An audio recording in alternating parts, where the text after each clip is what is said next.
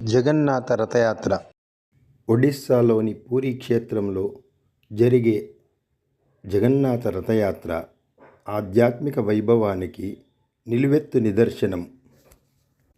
భక్తజన సంద్రం మధ్య జరిగే ఈ ఉత్సవం 9 రోజుల పాటు జరుగుతుంది.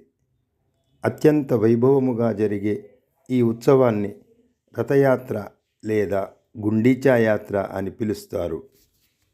జగన్నాథ స్వామి ఆలయం నుండి గుండీచాదేవి ఆలయం వరకు ఈ యాత్ర కొనసాగుతుంది. జగన్నాథ స్వామి మరియు సోదరుడు బలరాముడు మరియు సోదరి సుభద్రాదేవికి సంబంధించిన ఈ ఉత్సవం ప్రతి ఏటా ఆషాఢ మాస శుక్లపక్ష విధియ తిథి నాడు ఘనంగా నిర్వహిస్తారు.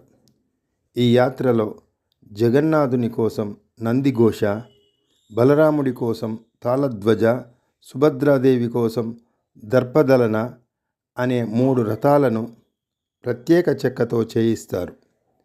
జగన్నాథ స్వామి ఆలయం నుండి ఈ యాత్ర బయలుదేరి 3 కిలోమీటర్ల దూరంలో ఉన్న గుండిచా ఆలయానికి చేరుకుంటుంది.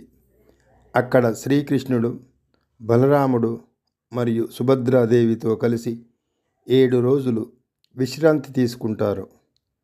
ఆ తర్వాత ఏకాదశి తిథి రోజు తిరిగి ప్రధాన ఆలయానికి చేరుకుంటారు. ఈ ఏడాది జగన్నాథ రథయాత్ర జూలై 16 గురువారం నాడు ప్రారంభం కానుంది.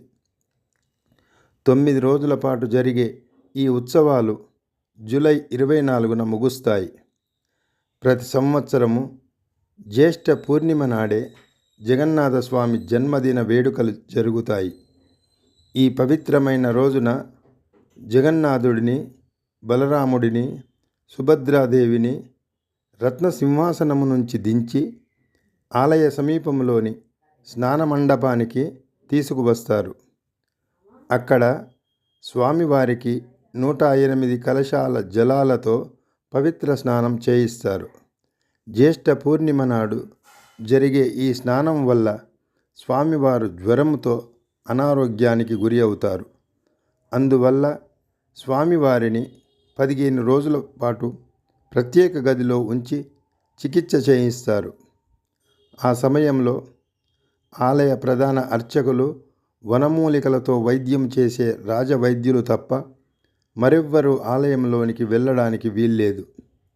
ఈ 15 రోజులు భక్తులకు స్వామివారి దర్శనం లభించదు. అందుకే గుడి మూసివేస్తారు. దీనినే అనరసకాలం అని కూడా పిలుస్తారు.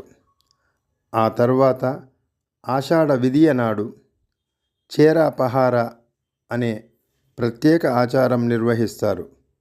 ఇందులో భాగంగా పూరీకి చెందిన గజపతిరాజు బంగారు పొరకతో రథాల మండపాన్ని శుభ్రం చేస్తారు. ఈ క్రతువు ముగిసిన తర్వాతే భక్తులు రథాన్ని లాగడం ప్రారంభిస్తారు. రథయాత్ర దర్శనానికి ఒక ప్రత్యేక ప్రాధాన్యత ఉంది.